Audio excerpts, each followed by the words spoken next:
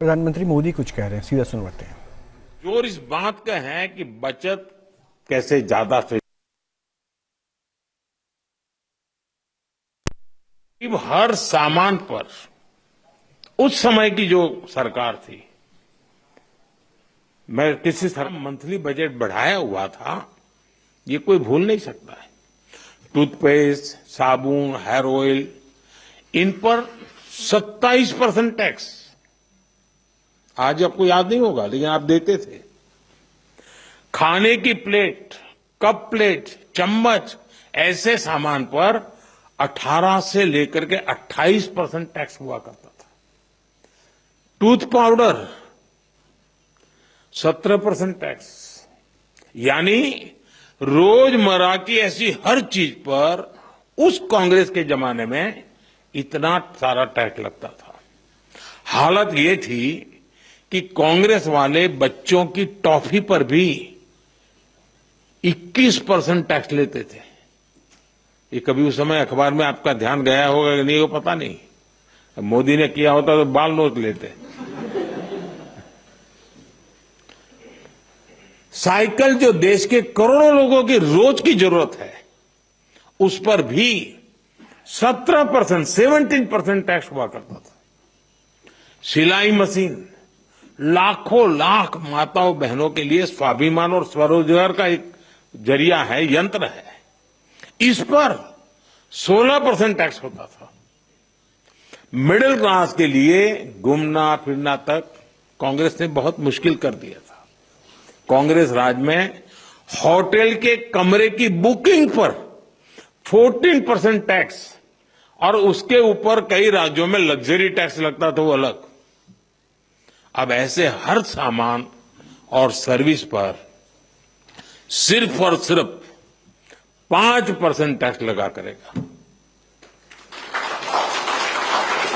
अब आपको ध्यान में आता है कि 5% में क्या बनना, कोई तो लिखेगा ओ अभी भी मोदी 5% लेता है।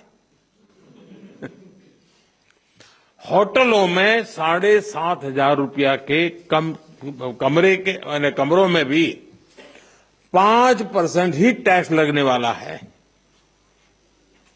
ये काम किया है, आपने काम करने वाली सरकार चुनी, वैसी भाजपा एनडीए सरकार ने किया है। साथियों, पहले अक्सर ये शिकायत रहती थी कि भारत में इलाज बहुत महंगा था। छोटे छोटे टेस्ट तक गरीब और मिडिल क्लास की पहुंच से बाहर होता था। कारण ये था कि कांग्रेस सरकार डायग्नोस्टिक किट जो पर होती है, उस पर 16% टैक्स लेती थी। हमारी सरकार ने ऐसे हर सामान पर टैक्स को सिर्फ 5% कर दिया है। साथियों, कांग्रेस के राज में घर बनाना बहुत ही महंगा काम था। क्यों? क्योंकि सीमेंट पर कांग्रेस सरकार 29% टैक्स वसूलती थी। जैसे तैसे घर बना भी लिया तो एसी और टीवी या पंखा कुछ भी लाना है, वो भी महंगा हो जाता था। क्योंकि कांग्रेस सरकार ऐसे सामानों पर 31% टैक्स वसूलती थी, 31%। अब हमारी सरकार ने ऐसे हर सामान पर टैक्स को 18% कर दिया, करीब करीब आधा कर दिया है। साथियों, कांग्रेस राज में किसान भी बहुत दुखी थे। 2014 से पहले किसान की खेती लागत अधिक थी और लाभ बहुत कम था। कारण यह था कि खेती किसानी के सामान पर भी कांग्रेस सरकार बहुत अधिक टैक्स वसूलती थी। ट्रैक्टर हो या सिंचाई के उपकरण हो, हाथ के औजार हो, पंपिंग सेट्स हो, ऐसे उपकरणों पर 12 से 14% तक टैक्स लिया जाता था। अब ऐसे अनेक सामानों पर जीएसटी 0 या 5% कर दिया गया है। साथियों, विकसित भारत का एक और स्तंभ है हमारी युवा शक्ति। हमारे नौजवानों को ज्यादा रोजगार मिले, जो छोटे मोटे बिजनेस में हैं उनको आसानी हो, ये भी सुनिश्चित किया गया है। हमारे जो ऐसे सेक्टर हैं जिसमें सबसे ज्यादा लेबर लगती है, उनको जीएसटी की कम दरों से बहुत बड़ा सहारा मिलने वाला है। टेक्सटाइल हो, हैंडीक्राफ्ट हो, लेदर हो, इसमें काम करने वाले साथी, इस बिजनेस से जुड़े साथियों को बड़ी मदद मिली है। इसके साथ साथ कपड़ों और जूतों की कीमतों में भी बहुत कमी आने वाली है।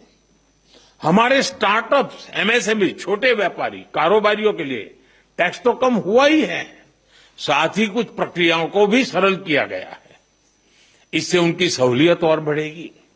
साथियों, नौजवानों को एक और फायदा फिटनेस के सेक्टर में भी होने वाला है। जिम, सैलून, योगा जैसी सर्विसेज पर टैक्स कम किया गया है। यानी हमारा नौजवान फिट भी होगा और हिट भी होगा। और मैं आपको याद दिला दूं, सरकार आपकी फिटनेस के लिए इतना कुछ कर रही है, तो एक बात मैं बार बार कहता हूं, आप तो ऐसे लोग हैं डेली 200 लोगों से बात करते हैं आप लोग। आप लोगों को मेरी बात जरूर बताइए कि मोटापा हमारे देश के लिए बहुत चिंता का विषय है, इसलिए खाने का तेल 10% कम करने से शुरुआत करें। मोहम्मद जी, आप मेरा एम्बेसडर बन जाइए।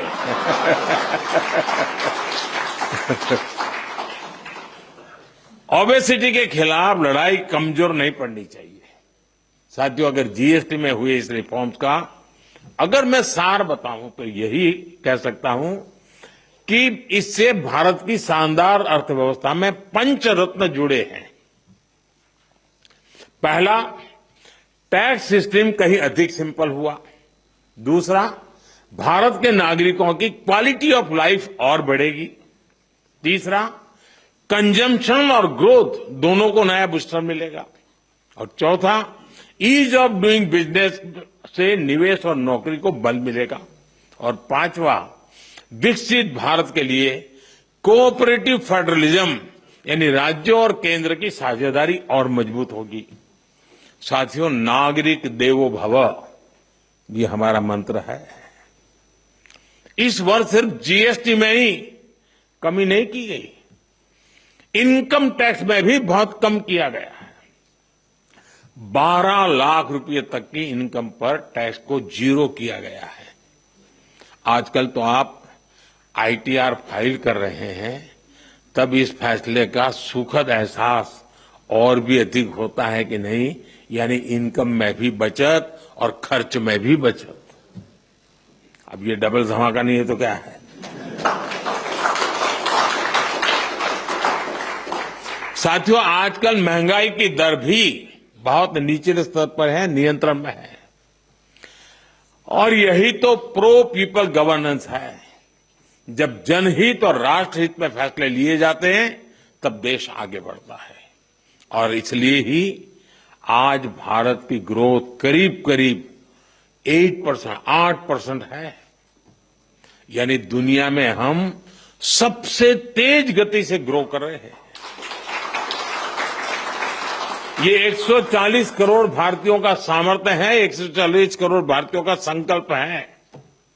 और मैं आज देशवासियों को फिर कहूंगा, भारत को आत्मनिर्भर बनाने के लिए रिफॉर्म्स का ये जो सिलसिला चलता रहेगा वो रुकने वाला नहीं है। साथियों, भारत के लिए आत्मनिर्भरता ये कोई नारा नहीं है, इस दिशा में ठोस प्रयास हो रहे हैं। मेरी आप सभी से, देश के सभी शिक्षकों से भी अपेक्षा है कि आत्मनिर्भर भारत के महत्व का बीजारोपण, इस विचार की सीढ़ी निरंतर हर विद्यार्थी में करते रहे। जहाँ भक्ति है हर शब्द में, कथाओं में छुपे हैं दिव्य रहस्य और ज्योतिष देता है जीवन को दिशा। धर्म से जुड़ी हर बातों को जानने के लिए हमारे चैनल स्तुति को सब्सक्राइब करें। चैनल पर जाने के लिए इस लिंक पर क्लिक करें।